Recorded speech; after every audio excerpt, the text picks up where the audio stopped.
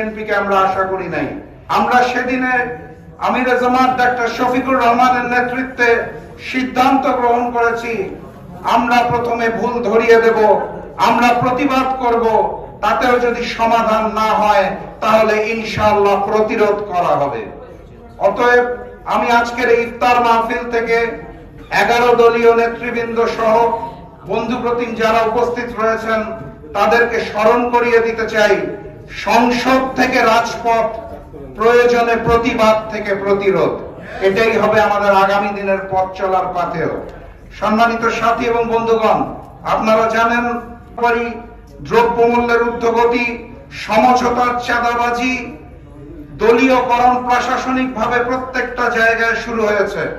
আমরা দেখতে পেয়েছি তারা ক্ষমতায় আসার অল্প কিছুদিনের মধ্যেই হত্যা, ধর্ষণ, লীলা খেলা শুরু হয়েছে সেই অতীতের মতোই।